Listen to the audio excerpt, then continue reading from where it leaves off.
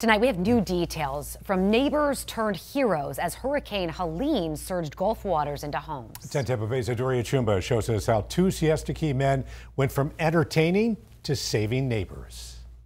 Normally, Wayne Bundy hosts the flag ceremony at Patriots Pier in Siesta Key, while neighbor Chris Connolly plays in a band.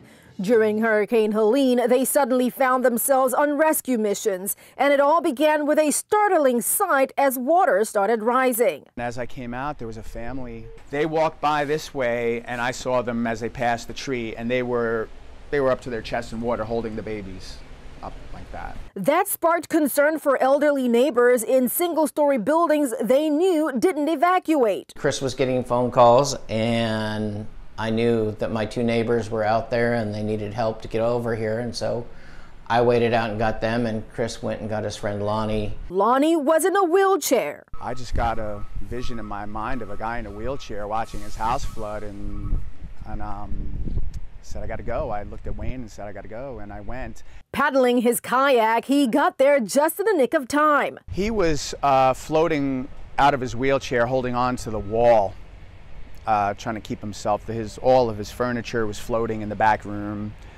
It was probably up to maybe close to my chest in water there. Word quickly spreading on Facebook, and another family asking for help getting an 84-year-old grandfather to safety. A total 8 people were rescued and took shelter in their attic. Went in the kayak, and the wind kicked up, and the kayaks was spinning around, and it was crazy. But they didn't think twice about going out, helping get children in, helping get elderly in. Local community organizers are now trying to assist the men and some of the affected and put a spotlight on their brave life-saving actions. Bringing strangers in their home during a desperate time, it's just unbelievable. They've actually, there's a couple people that are displaced, and they've actually allowed them to stay here as well.